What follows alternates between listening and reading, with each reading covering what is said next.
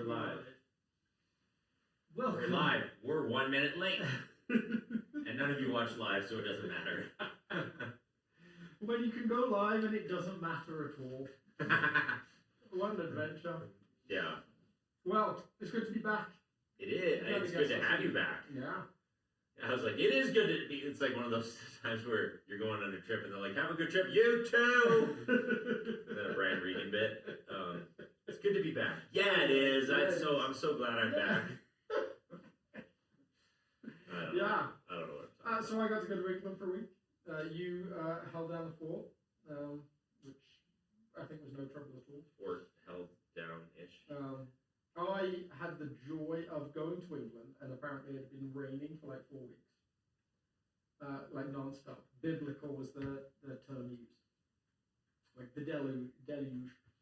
And it was raining when I landed, and as I was driving up the highway, the sun came out. It was sunny all week. Oh. We're really, really quiet, aren't we, people? Again, does that the sound way things better? You don't know. Turns out you were hearing us from a microphone across the room. But now we have radio voices. Yes, indeed. So Alex was gone. He got to travel. It was raining for weeks leading up to him. Yeah. And then what happened? Landed in the rain, drove up the highway. The sun came out as I got to my folks' house. It was sunny the entire week. Got on a plane again, and it started raining an hour later.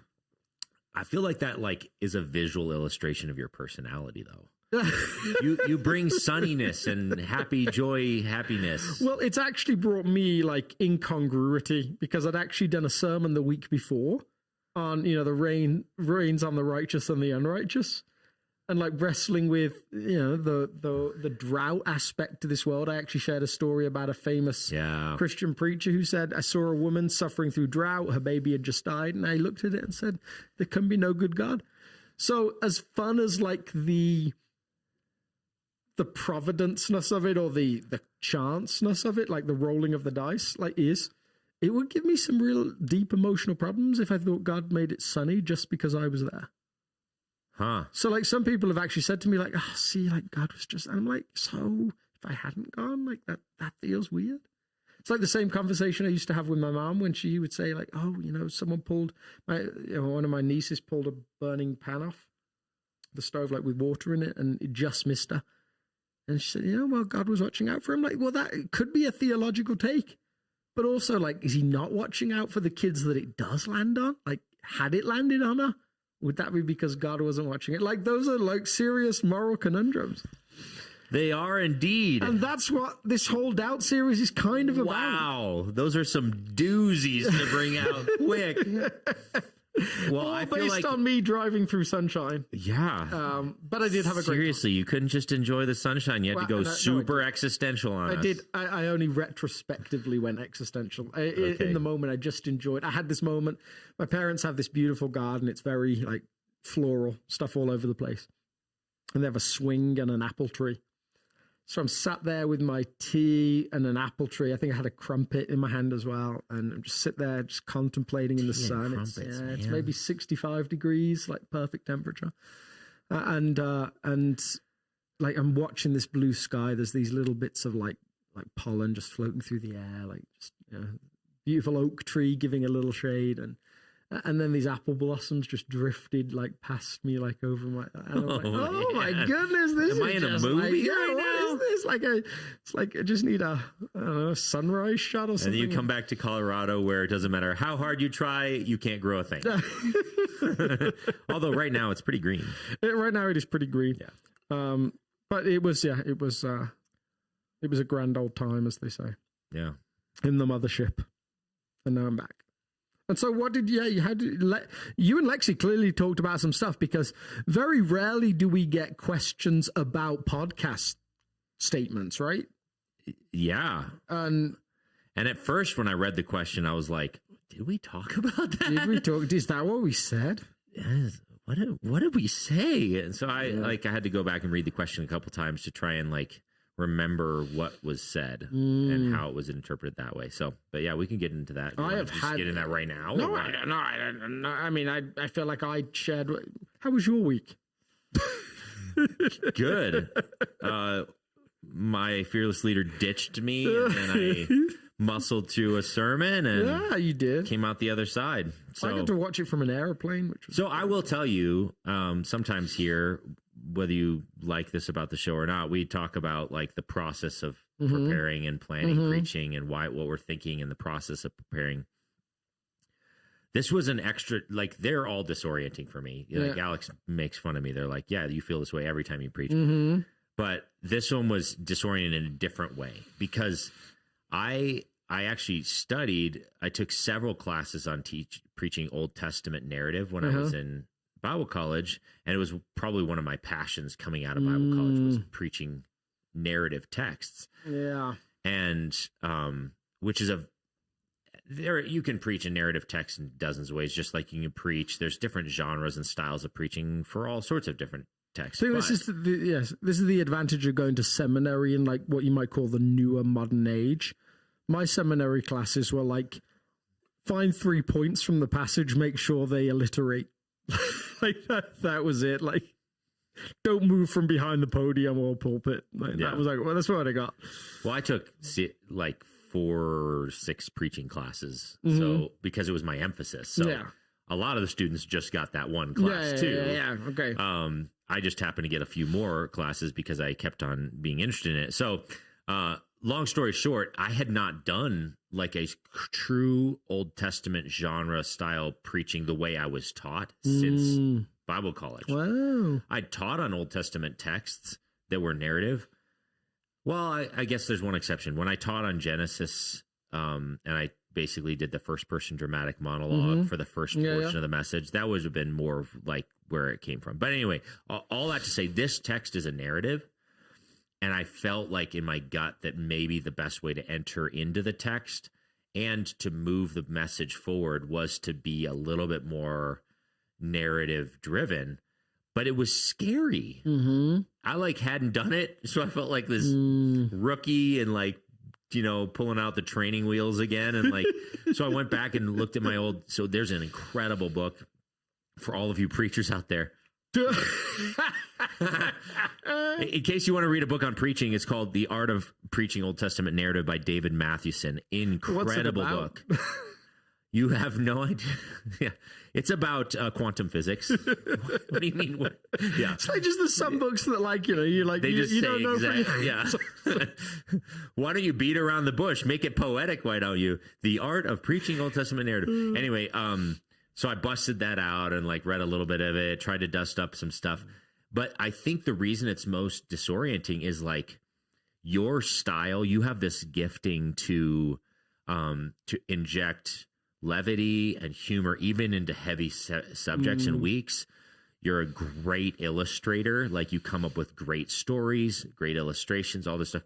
Well, in the way I was taught with Old Testament narrative or New Testament narrative is you lean much more heavily on the narrative in the text alone. So I had one illustration, and it was a very brief illustration. No personal stories, no outside stories, no quotes, no illustrations. And I was like, is South going to like just be zonked out sleeping? I think they'll be just fine. So I was like, they're just going to be asleep because they're so used to having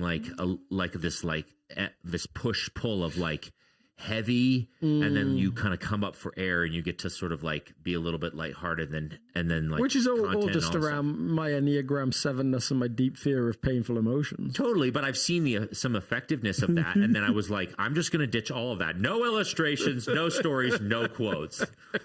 And just trust that the text is interesting in those this Old narrative. Testament professors, they're so fun. So I kind of honestly was a little scared that I might put people to sleep in the first 3 minutes. And your way of dealing with your fear was to have 3 different ways of preparing for it through like manuscript and like memorization. I wasn't going to tell them that part. Oh, come on. No. That's what we're doing here. So, yes. So then I started the process of prep. You know, I don't preach a ton, so I'm still honing like my own system. Like, do I, am I a manuscript? Am I a this? Am I a that? So I was a third of the way through 3 different modes of preparation when I delivered that message.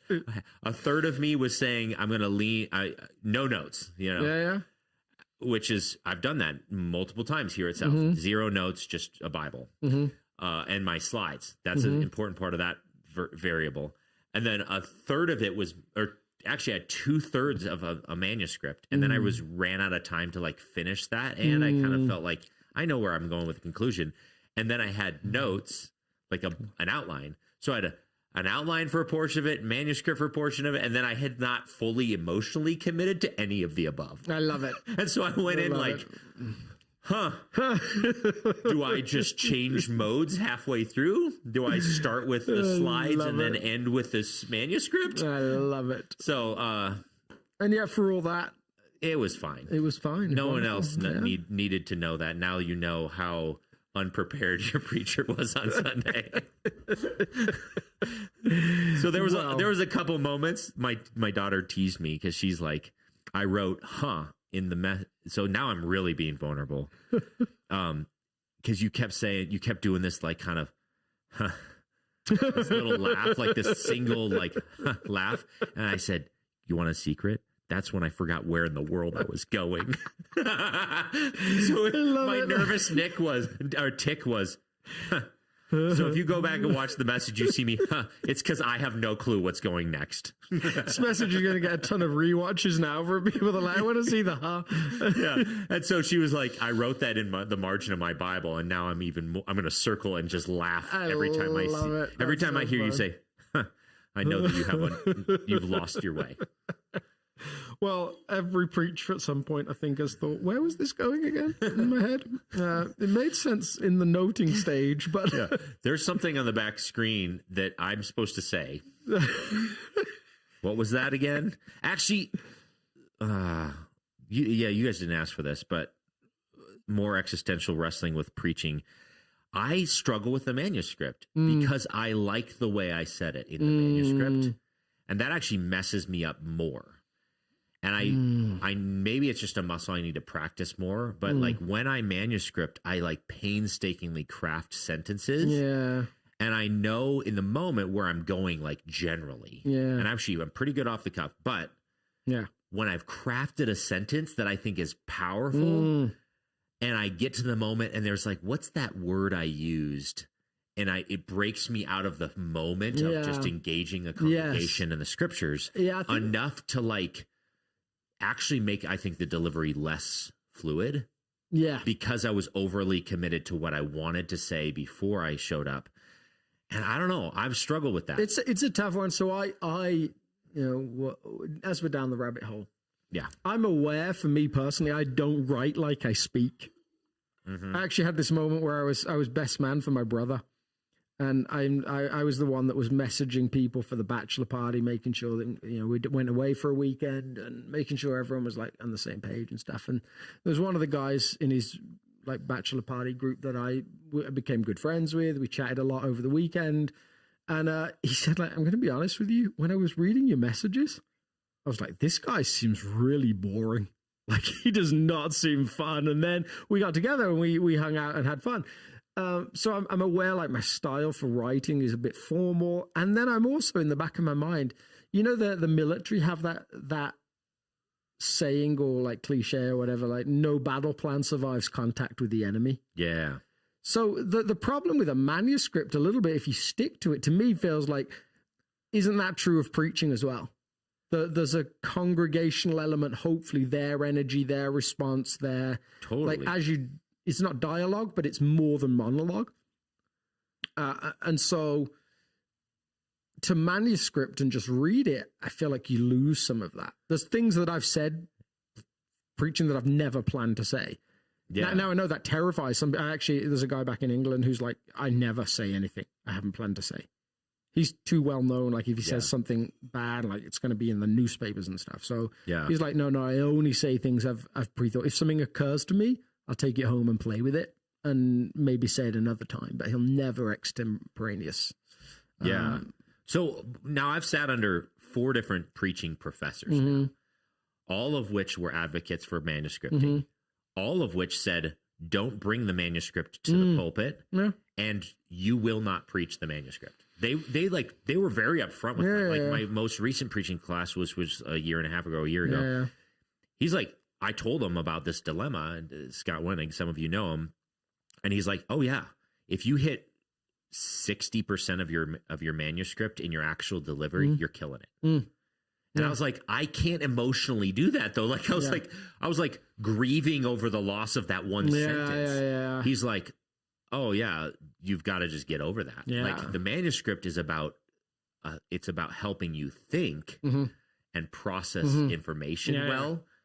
It's not about the delivery itself. And so I was like, okay, but I'm so like, I loved that sentence. I poured over it and I crafted it. And then when I'm in the delivery moment, I start to short circuit because I'm like, I can't remember that sentence that I was so proud of, like whatever it is. So well, look at us. Still, we manage to say stuff regularly. So we do. It works out well. So what did you and Lexi say? What do we have to go and clear up or tidy up? Stand by what do I have to apologize everything we said. All right, so listening to the podcast with Lexi, and the conclusion is, and let's be honest, I was probably one who said it because we both chatted quite a bit. The conclusion was drawn that God created us to have an inherent distaste for evil because we were created in his image.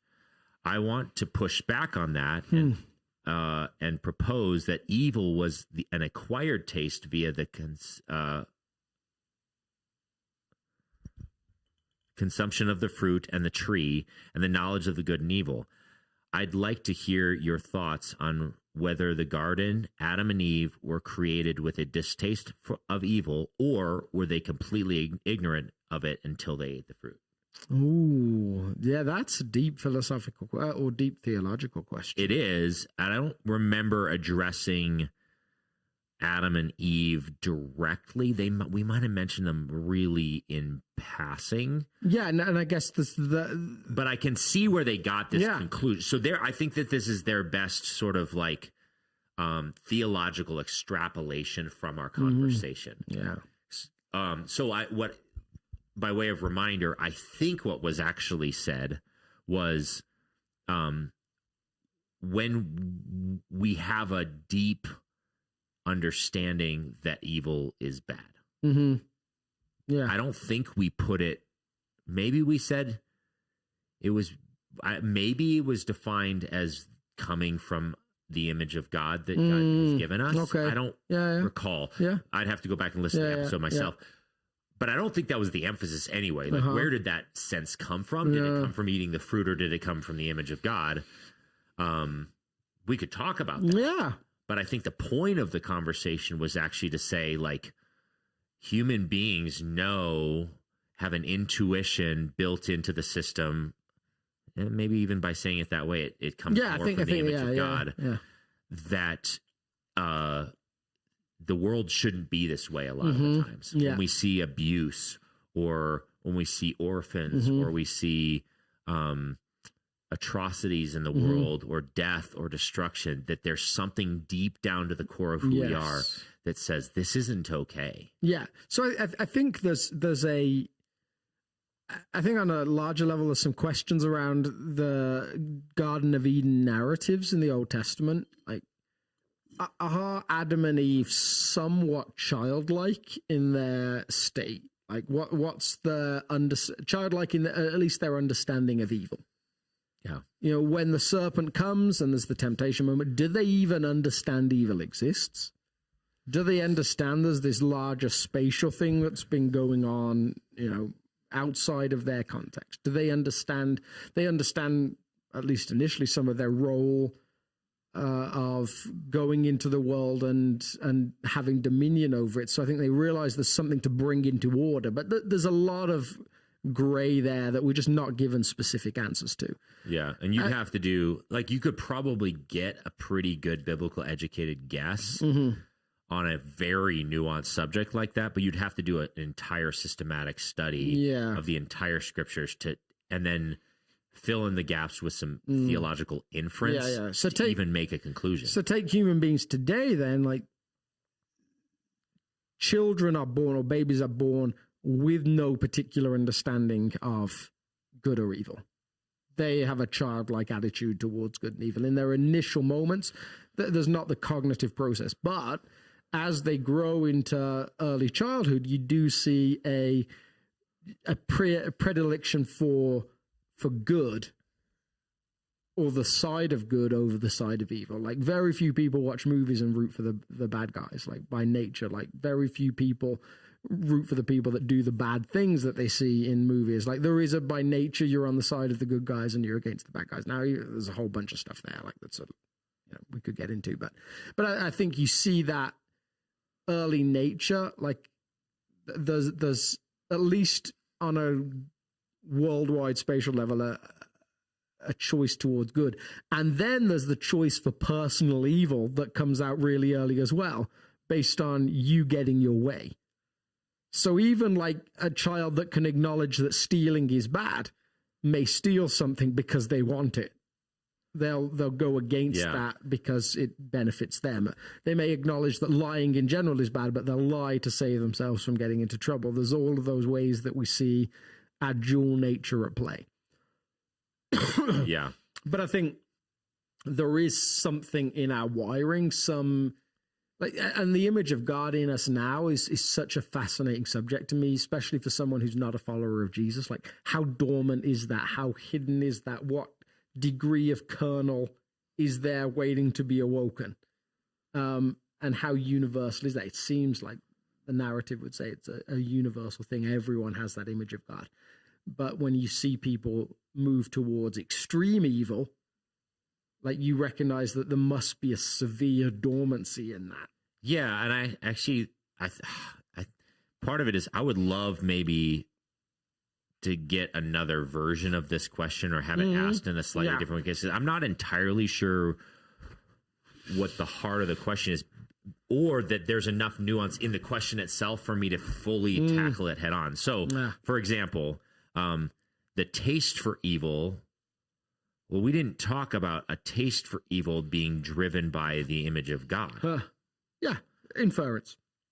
No, we actually didn't even infer that the taste of evil came from the image of God, because a taste of evil implies like our desire to do evil, right? I don't want to be technical, but as the speaker, you can't infer anything. They can only imply it, right? You can only imply it, right? They inferred it. Is that right?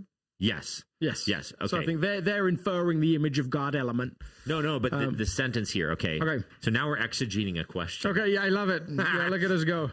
Can we manuscript this? Yeah, and just so you know, like I guess we could theoretically find out who sent us this question, but if you've ever wondered, in the system, I don't even include that. I just get a question. I don't even include, I guess I could hunt down who sent this, but so no shame in it, whatever, just send in your questions. It says, the conclusion is drawn that God created us to have an inherent distaste for evil because we were created in his image. I want to push back. So, but now I'm going to infer that means that when they ate the fruit of the knowledge of evil, that's when they got a distaste for evil? Well, that's the question. Like, so I think that's what he's getting at. Like, is there just this not ambivalence towards evil, but a lack of knowledge that it exists to the degree that there is no distaste for or against? It's simply, I guess, to pick terms that we use all the time, like in the realm of sexuality, people talk about asexual. It's not a predication either way. It's just simply a non-interest in it. Like, are they? You can't be evil. Like, that's not a thing. But like, to the degree that you take that concept, are they just unaware? Yeah. So I think you can make a pretty good theological case that it is more leaning towards written into the image of God element of us as beings, not stemmed from the eating of the fruit. And here's what I mean.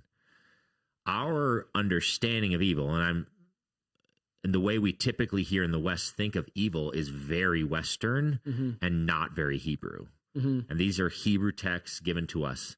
So like the idea of in the Jewish mind when they read evil and they're reading and writing these stories is much more evil is a disordering and good is an ordering, or evil is a lack of God and good is a presence of God. They thought more in those kinds of spaces, and actually the garden itself in the text hints that there was disorder all over the place surrounding the garden. So the garden is an ordered place, and then the commissioning of the God gives to Adam and Eve in the garden is to create order in the rest of the cosmos. And so they saw, quote unquote, in the Hebrew mind, evil surrounding the garden in the disordering kind of sense. It wasn't like sinful.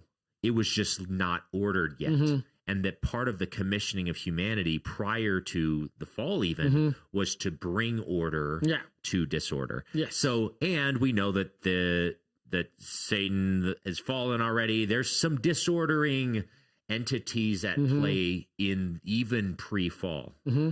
In that sense, this is one of those areas that really lands in the realm of it's like classical theology or even classical philosophy.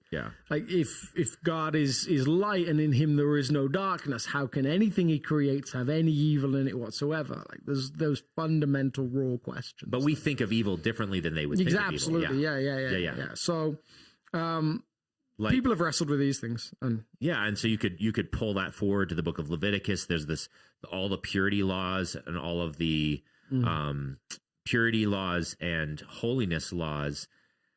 And if you do a deep dive into what they mean by purity and holiness, it's different than we often think of in the West, where it's much more about closeness to life versus distance from life. Closeness to God versus distance from God. Because for example, flowers are unclean or unholy. Mountains are unclean and unholy. Like we look at it and we're like, they're beautiful. They're like majestic creations of God. They can't possibly be unclean or unholy. Well, no, they're just not. They're common. Common things were considered unholy and unclean. Because holy by nature has a specialness to it, a separation to it. Exactly. So we're getting our wires crossed a little bit with some Hebrew way of thinking versus some Western. I'm not saying so. We don't have time to fully answer the question because it would be a massive study. But super observant of you to notice the subtlety there.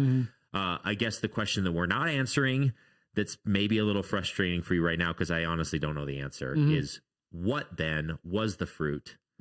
And what took place? What was the shift when what knowledge did they acquire or whatever there? Do you have a quick answer? I don't, because this is the beauty of Scripture and this is the beauty of the faith. Like sometimes we get very obsessed with what happens or what happens specifically or how does that work. And actually the writers of Scripture seem to be looking at something and saying, we're trying to answer that too.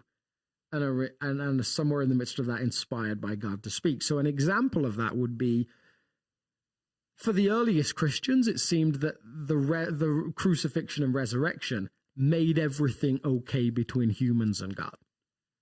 Now, people wrote words years afterwards and decades afterwards and then centuries afterwards trying to explain exactly how that happened. But the exact how of it isn't actually the original idea. The original idea is we know it made it right, but people are trying to therefore unpack it and explain exactly on what terms it made it. Like what were the levers and the tools? Exactly. And what shifted in our... And so in the midst of that, you see...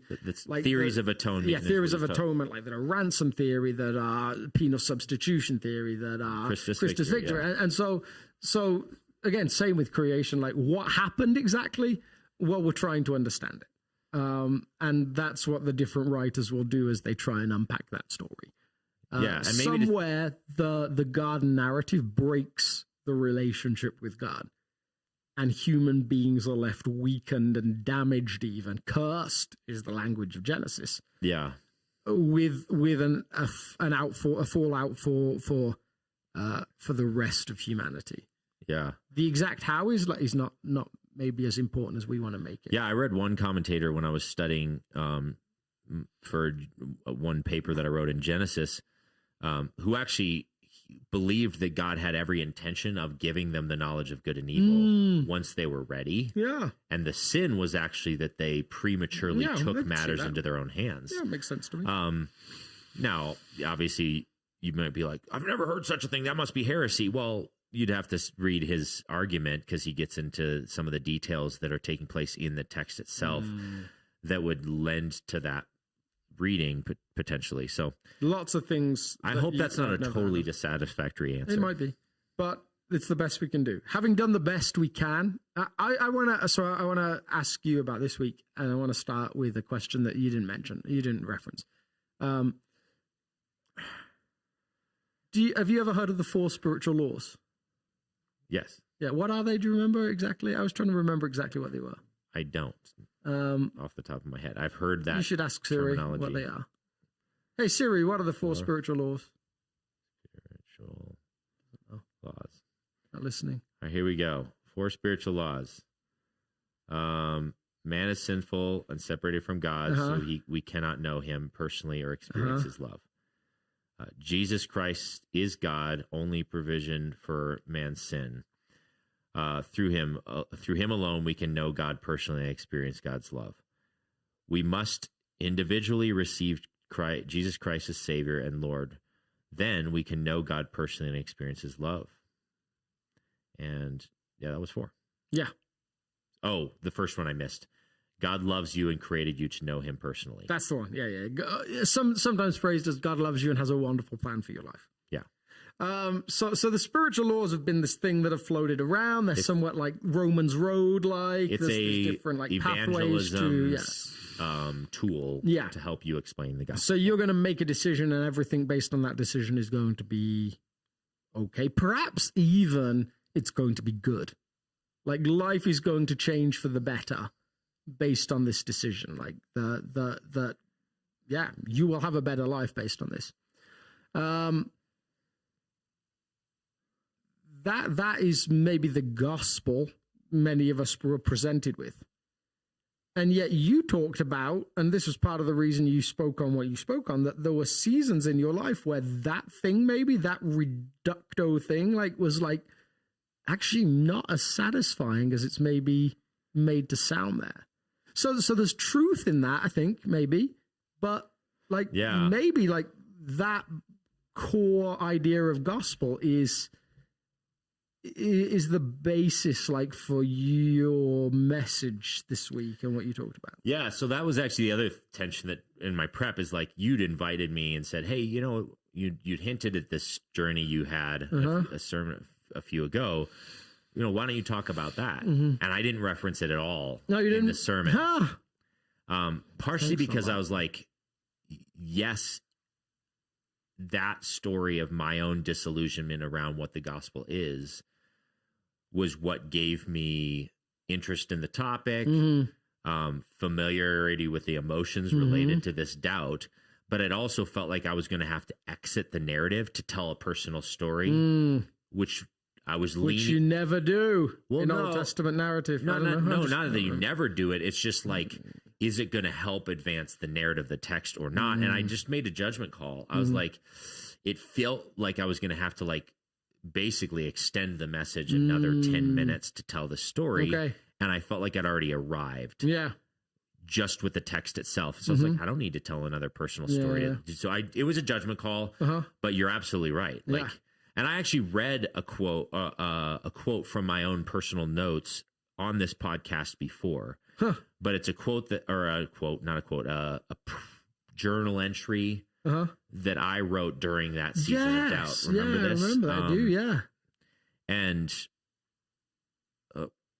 thank goodness for journaling, huh? Yeah, and so this was a processing that I was doing in the car because my season of doubt stemmed specifically not just from me. It was actually from some interaction with some of my neighbors and friends who weren't actively following Jesus or calling themselves Christians in the way I would describe. So, and I started building relationships with them, and the gospel that I believed was not something that they needed, or at least that they felt that they needed.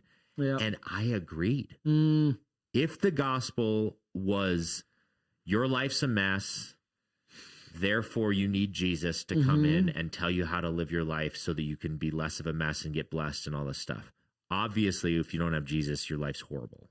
Yes. Like that was, I don't know why, because no one ever taught me it that way, but I had this almost like assumption that like, if you don't have Jesus, life must be horrible. Yes. And because of my upbringing, I spent most of my upbringing around Christians. And so then when I started building good friendships with some unbelievers that didn't call themselves followers of Jesus, and I'm looking at their lives and I'm like, these are guys that are trying to be great dads, trying to be good husbands. They have their struggles, but they're doing all the same stuff I'm doing without Jesus, trying to figure out this life thing. And they're not off the deep end, quote unquote. They're hard workers. They volunteer in various ways to help the poor, all without Jesus. And I was like, they don't need the gospel that I have to share with them. And my crisis was, what's the gospel? If it's not my life's horrible and therefore I get Jesus, is the gospel big enough to handle or be compelling to a person whose life isn't horrible? And so that was sort of the tipping point of me saying, I don't know if I even know the gospel. Anyway, so then I was driving, like wrestling with God on this, and I just spoke into Siri, like create a note, and this is what came out. Why might a non-Christian end up living a better life than a Christian? Which I saw some Christians in my life not doing too hot in any of those categories. Meanwhile, I see my neighbor across the street. He's like taking his daughter on daddy-daughter dates. He's investing in his kids. He's out playing ball with them. He takes his wife out regularly, doing all the things that a Christian pastor would tell a doing all the father things to that do. he has time to do because he's not at church all the time. Yeah, exactly. So, and I asked the question, is it because, so why might a non-Christian end up living a better life than a Christian? Is it because often a Christian exerts more energy into trying to convince themselves to believe the things that they doubt than in practicing activities that result to true transformation? So in other words, a Christian's like, I'm supposed to believe this, and this, and it takes tons of it, but I doubt it. Subconsciously, maybe if you're really honest, consciously doubt it, but subconsciously I doubt these theological sense. And so they're trying to convince themselves that this is good, this is better, this is smarter, this is the way of Jesus, whatever. And they exert all this energy trying to convince themselves rather than practicing activities that actually result to true transformation. A non-Christian who stumbles upon an activity that truly functions towards a better way of living has no qualms with the theological. So like, if being kind is a better way of being human, they don't have to filter it through their theological lens. All they say is like, oh, when I'm a jerk, life is worse.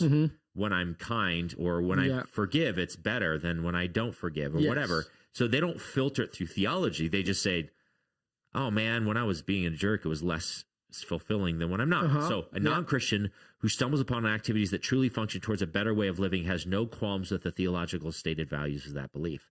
They simply try to live a best life possible and experiment with activities that function to that end. Then I'm left with another crisis. Does that mean that being a non-Christian can potentially end at a better Jesus way result than being a Christian? So, next question. Does Christianity therefore not have value to offer the human condition in living a quality life? By no means. I think we often get distracted by our theology rather than trying to live according to the teachings of Jesus. Like we're just obsessed, like, did I get the right thing? What's the penal substitutionary thing? I need to get that down. Rather than just getting up every day and saying, Lord, help me to live in your way and loving on your kids, figuring it out, doing spiritual practices, whatever. So it seems like the church in the West, maybe especially, maybe America especially, has had a obsession with knowing information about their faith, right? Yeah. So it's like, the more I know, the more discipled I am, the more formed I am, the better follower of Jesus I am. Information is currency in the kingdom, or success in the kingdom. And yet that seems somewhat disconnected from the way of Jesus as we read it within the Gospels. Yeah. So there's some weird, dichotomy or something, some weird process thing going on where some of the people outside church are simply trying to live what they deem to be a good life. Yeah. And then when they see the church, they're like, I don't actually want what you guys have. Yeah. I think and now, in hindsight, after going through that disillusioned season, I came to believe that a lot of the reasons they were doing the quote unquote good things are deeply saturated in the fact that Judeo-Christian values have completely saturated the West. Yes. And so part of the reason they're being kind to their daughters and their wives is because they're more affected by the Christian worldview than they realize. Yeah. Definitely a lot of that. But they also don't have to ask the question of like, should I be kind to my gay neighbor? Mm-hmm. Well, yeah, being kind is better than not being kind. Yes. But if you're like trying to filter that question through a theological lens, well, like, I can't condone their behavior. If I'm too kind, they might think I like that they're doing that. And then just like, just be kind. It's better way of being human. Like, don't filter it through your weird theological lens. Okay, fine. There can be a maybe better way of existing as a human, but like, you don't have to like filter being kind or not being kind through a theological lens. Yeah, Jesus' way says be kind. Yeah. Anyway, sorry. So soapbox. I think, got definitely a soapbox. I was like, whoa. so I think we've wrestled with this in different ways as a church, like worldwide church or Western church. The 18th century, 17th century, 16th century churches thrived on talking about heaven when you die salvation. Yeah. There was a relatively universal fear and ever-present conscious sense of like what happens after this. Yeah. That seems almost to have disappeared. Now, I'm sure it's there somewhere under the surface, but there aren't as many people as sometimes we think wondering what happens when I die. Like that if that's your only question for people, like if your way of helping them come to follow Jesus is, don't you want to know where you're going when you die? Like, isn't that a question you're asking? Actually, I think you quite quickly find there's not many people asking that question. Not as many. Part of that's because of the comfort in the West, right? Yeah. And that leaves you with a conundrum of like, actually, now is it my job to try and get them to worry about that? Yeah. Convince them to be scared of the afterlife, therefore they can embrace the gospel. And that has been an approach that has been taken by some parts of the church. Like, and fear of the afterlife made sense when you're like basically on starvation's doorstep constantly. You're living in squalor, and most of human history, that's just the existence of life.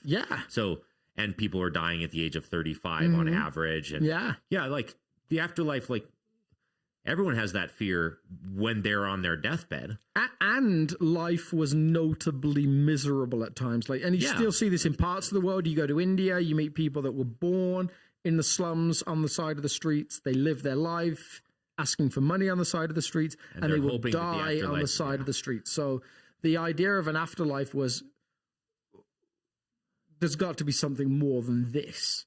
Yes. And that's actually why, interestingly, the visions that we have of heaven, like, are from that period. So actually tell a person who eked out existence in the midst of some backwater town with, all that there was to offer, which was nothing. One day you can rest.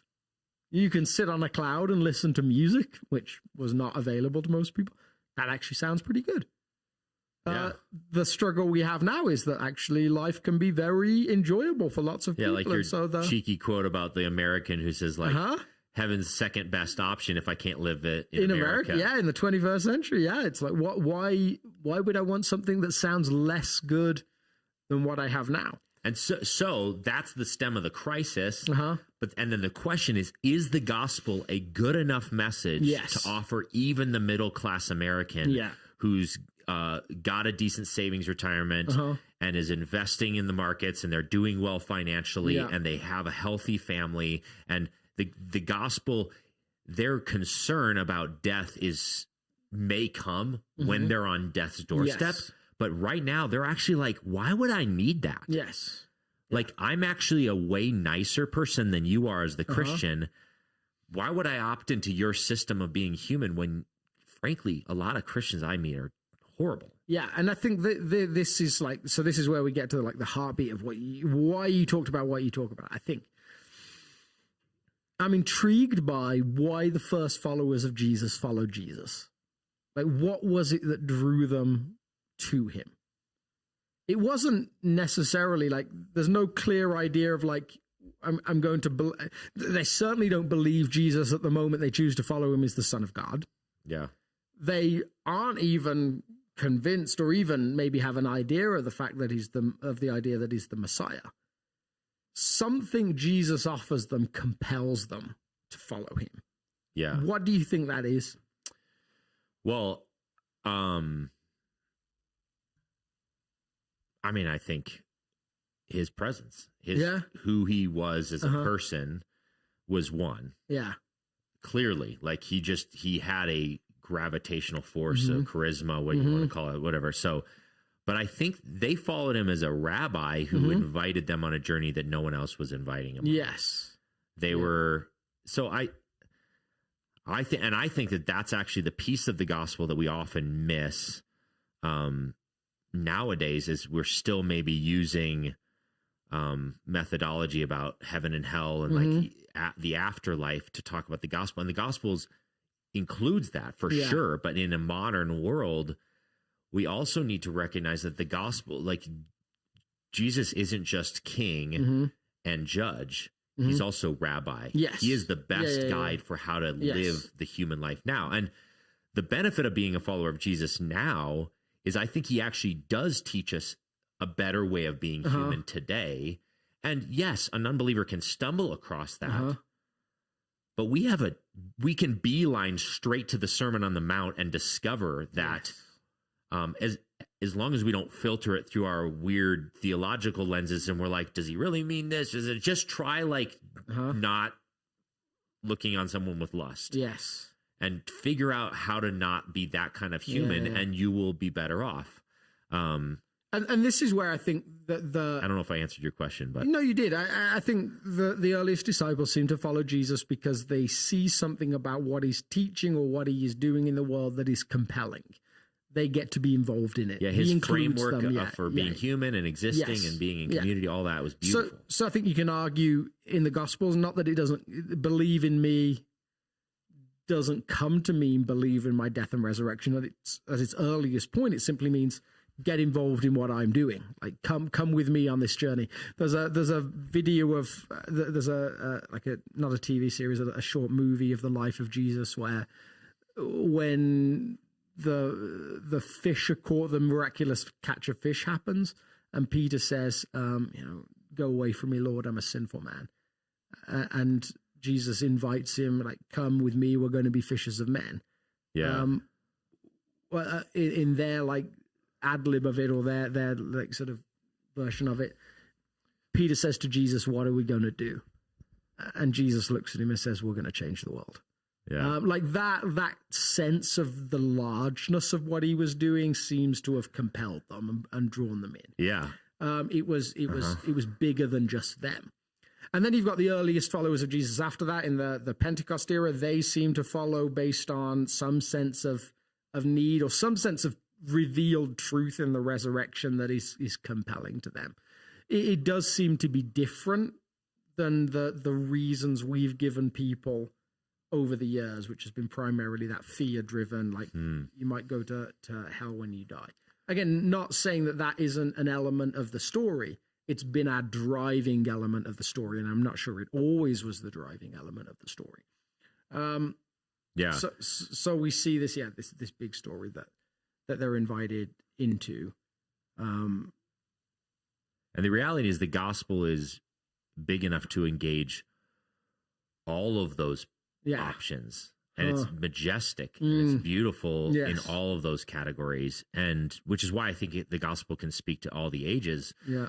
I think what we miss out on, or one of the reasons we often get disillusioned in our gospel isn't big enough, is because we get hyper-focused on one facet of the gospel at the detriment of the rest of the facets of the gospel. By the way, we do have one more question that came in too. Oh, we do. Well, and I think we can get to that question. I think what I'm excited for, because I love like this idea that you presented, we now move into this season of the church calendar that is Pentecost. And it seems to me that Jesus' big drive is that he teaches people that man is not made to live without relationship with God.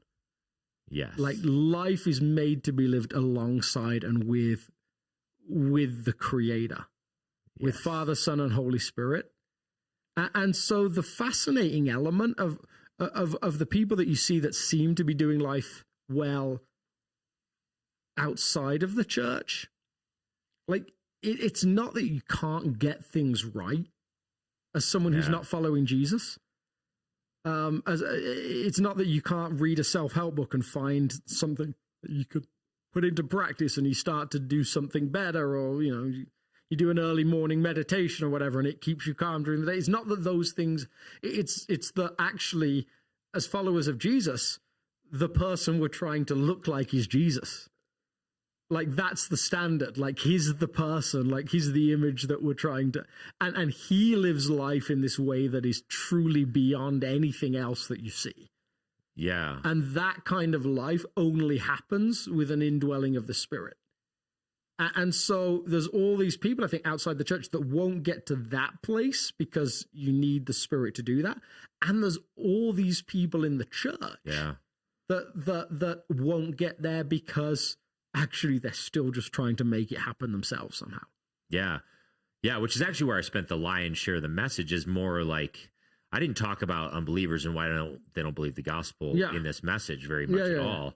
But I got more to like the emotion around that for us, which is like, I signed up for this thing that I'm supposed to be a Christian because then everything's going to be more awesome for me. And yet I'm still struggling. Or I read my Bible, I pray, I give, I volunteer, I whatever, and my life is coming undone. Yes. Is it not working? Yeah. But it's ironically all the same struggle. The struggle I just described about my existential crisis that I just read a quote for, everything we've been talking about so far, plus the emotion I talked about Sunday, actually it stems from the same misunderstanding of what the promise of the gospel is, which is where it actually comes to leads into this question. The promise of the gospel is him. Yeah. Yes. That's the gospel. Yeah. Is you were made to be in relationship with Jesus. I will be with you. Yeah. That's the gospel. Yeah. And so like now you are made to do that eternally. So there's the eternal piece. Totally. You're made to do that now. So he's going to guide you along a life and help you figure out how to do life and all this stuff.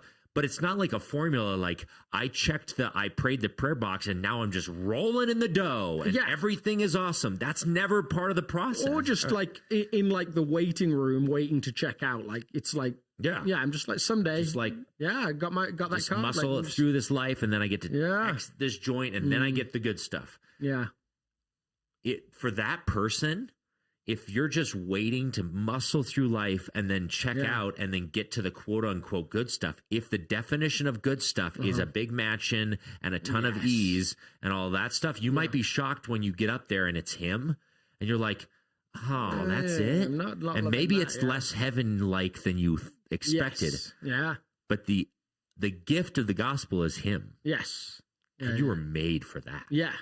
Yeah. Unequivocally. So which is why this story in Luke, when they are disillusioned in the book of Luke by the gospel that they believed, which was this overthrow of Rome, and that doesn't happen. We'd hoped he was the Messiah, and he shows up. He's like, game plan is still on mission, and let me remind you by reminding you of the cross, which is that I love you and that I'm here. Yes. And that I've risen again. But what about the Rome thing? I'm here. Yeah. And I love you. Yes. And I'm here. But what I thought we were going to overthrow the thing. Yeah. I'm here. Yes. And I love you. Like, that's the promise of the gospel. And this speaks to a whole bunch of tendencies that we have, I think, like the sometimes I think we have this sense that like God is on our side, and him being on our side means better lives for us and worse lives for people that aren't on our side. Yeah. And actually, the thing that we see over and over again with the call of Jesus and discipleship today is that actually following Jesus might make you poorer. Now it might change your work ethic and you might work harder. It might make you richer, but actually he'll probably just encourage you to give more of it away. And then there's all these people that come alongside Jesus who are really rich, and he says, they say, I want to follow you. And he's like, okay, get rid of the money and then you can follow me. Like there's all of these ways that our sense of like, oh, it's going to give me that stuff is like, well, no, not really, because that stuff isn't actually necessarily very good for you. Which is why I asked in the message, there's like, is Christianity a bait and switch religion? Yeah. Yes. Is it like draw you in with all the good stuff and then you're like, serve, give, volunteer, like work harder, pray harder, whatever. And you're like, whoa, this is not what I signed up for. That's the emotion. And the answer was like, from this text, he's like, guys, I've been telling you all along that the Messiah must suffer. Yeah. This has been game plan. You weren't ready to hear it. I get that. Yeah. But this has always been the game plan. And the end of that game plan is that you get me. Mm-hmm. And you get my love. Yeah. Super fascinating. What was the last question? Yeah, so the last question came in. He said, I asked this Aaron in person, so we may not spend too much time on it, but Sunday's message talked about God meeting us at the exit when we were all at the doubting place, which can come from unmet expectations of a weaker belief. Aaron's advice was to hang out instead of heading out the door. At the end of the message, he said that we should surrender. What is the difference between hanging out and surrendering? And how does one do that when they are on the verge of losing faith or hope? So it's interesting, in God's wisdom, some of the things that people cling to in a message or something. I threw one slide up that was just like, I think was important, but I didn't get a chance to unpack it, which was that like, don't tap out, hang out kind of idea, because they're tapping out of the Jesus story by going to Emmaus in a lot of ways. And you find out they could have saved themselves about a 20-mile walk if they just hung out for another day. Yeah. As someone who likes walking, I'm like, Yeah. Now, and I also pointed out in the message that like, it's interesting that they're trying to exit the story and he meets them at the exit. Yes. So that's some of where this play. But I think that the answer is the thing you need in order to hang out in a disillusioned story is surrender. Yes. So like, I don't think that there's one, hanging out is one activity and surrendering is the other activity. Actually, the only way you're going to say, this whole Jesus thing, it's not working for me the way I expected it. I'm disillusioned, or I'm frustrated, or I have questions about who God is and all this stuff. The only reason that person wouldn't just push open the exit door and just exit and never come back is if they're willing to hold on for just a second. And the only reason they would be is a surrender of their plan and saying, maybe I don't have all the data yet. Maybe I don't know that he actually did rise again, which is interesting. They actually already had rumors that he rose. They know they know the women said he rose. Some of these women are saying this. And yet they're still exiting the plan. So so the only thing that would make them stay is maybe I'm going to surrender my version of the gospel long enough to see what God's version of the gospel actually is. and then they might stay. And it's so it has some similarities to the fishing story in John chapter 21. Tons. I saw that when I was preparing. I was like, I feel like maybe God has this for our community because it feels like it's coming up over and over. We've talked about like a couple of times just this idea of like you get to stay. Like Thomas stayed, you can stay. Like, but staying like looks different, I think, in different seasons. Like, I have found over years of pastoral ministry that there's like seasons where pastoral ministry is a hard thing to keep going on. It's not like necessarily the same as leaving a faith, but just some sense of like, wow, this can beat you up. And there's usually in the midst of that, like this moment where I'll be like, I wonder if I could like be a realtor, or like, could I sell insurance or something like that? Classic things that pastors go to when they realize like they don't actually have any marketable skills. All realtors are ex-pastors. Yeah, exactly. You kind of like start, and it's not that you actually are really going there, but it's just this way of dealing with the frustration of it. Like usually I'll find in those moments, like I'll start thinking about like, I could do this, I guess. Like if this thing all just falls apart, like it could become Anglican, or it could like, whatever. Like, and it actually in those places, there's not really any movement. It's just me dealing with the angst. And usually in those moments, it's like God can come alongside me and be like, okay, like, what do you really want? And like, are you willing to surrender to what I've called you to do? Like to me, the slight eye towards the exit actually just really leads to a beautiful surrender to the actual calling. Well, and I think the disillusionment is driven by the fact that this is hard. Mm-hmm. Therefore, maybe it's not part of the plan. Yeah. I'm sorry, the gospel didn't include an easy life. Like, and if that's what you were told, it's definitely not in the scriptures, which I tried to point out on Sunday. Yeah. Like, Jesus was clear as day. Yeah. In fact, I wish we had time to go through the text, because that's the other part that I was like dying inside by just committing to the narrative. Yeah. This chapter is exegetical gold. Like Luke put this narrative together in so many genius ways. I wanted to say, notice this subtle, like literary device he's using here, and this little Greek subtlety that he did there. I mean, it was like, it's brilliant literature, and I had to like let go all of it to just tell the story. Yeah. But one of the things he's doing in this chapter 3 times, the story right before he says, this has always been a part of the plan. The angels say, why are you so freaked out? We knew this was going to happen. Then here in the Road to Emmaus story, why are you freaked out? This has always been part of the plan. And then in the next encounter, why are you freaked out? This has always been a part of the plan. And it's not a bait and switch religion at all. We just don't have eyes to see. Just like the characters in the story, they don't see the story, even though he's right in front of their faces. Yeah. And so like your disillusionment you were talking about, like, or like the look to the exit, is because this is way harder than I expected. Am I on track? Yeah. And then you linger long enough because you've been doing this long enough. You've been walking with Jesus long enough to say, all right, God, how should I be feeling about this? And he's like, you know what? The game plan was that I get to hang out with you in the midst of this yuck. Now go take a nap, and when you wake up, you'll be better.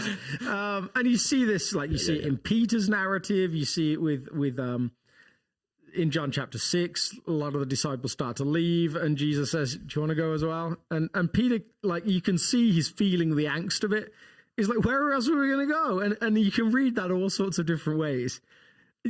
I choose to read it most of the time with a sense of, this really sucks. Like, this isn't what we expected. But, like, what else do you want us to do? Like, we're just like... That is totally how I read that chapter, too. My tone of voice for Peter when he says, like, where else are we supposed to go? What do you want us to do? Like, this is what we got. Great. This has been dandy, Jesus. I'm loving this process, but where else? We're going to keep going. And that's some of that surrender piece. Like, I'm staying here. And some people leave for a season. I remember the writer Philip Yancey said once, I left the church because I found no grace there, the thing that I was really craving. I came back because I found it nowhere else. Like, there's all these ways that people will go and they'll explore, and then Or they'll be disillusioned because they like expected community in the church, and then they find that Christians are broken and they're sometimes mean, and they don't, and they aren't as available for community as they longed for, and then they leave or they emotionally exit, and then they realize, well, yeah, but it's a better community. It's a hot mess. Yeah, but it's a better community than anywhere else that I can find because,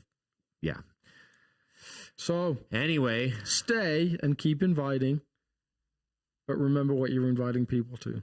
Yeah, and also recognize that they may not have eyes to see. They might start their journey with Jesus, and you told them that it's not a cakewalk. But as long as you're promising the presence, which is why we ended with communion, by the way. We ended with communion because, well, one, the story kind of ends with this communion scene twice, actually. This story and the next story, he eats with them. And I think the reason he does that is because he's trying to remind them back to the upper room when he said that my character is the character to stay with you, to come to earth, to stay with you through thick and thin, all the way to the point of death. That's how unbelievably committed to relationship I am with you, is I'm so committed I'm willing to die for you. Yes. And so, yeah, like I get you have questions, but just remember, that's how much I love you. Yes. Yeah. That was sort of the... Darrell Bock once said in Luke, Jesus is always going to a meal, at a meal, or leaving a meal. And it just speaks to how central eating was to being with people. Yeah, it's about presence. That's the promise of the gospel, is his presence. Well, it's been great to hang out with you guys. And we went over. Go figure, because Aaron was involved. Aaron preached, so that's what happened. Hey, I went 30 minutes. 30 minutes. I heard 35, like 33, 32. 32. Getting generous. I checked. I'm going to check it. Probably 32.59. I can't imagine it doesn't round up to 35. And technically, we weren't supposed to do communion, so communion all has to go in your sermon time. Oh, really? I think then so. I went way over. Like way over. I'm just teasing. So if you include communion, I went over. Have a great day, everyone. See you next I gotta week. find the button. Find that magic button.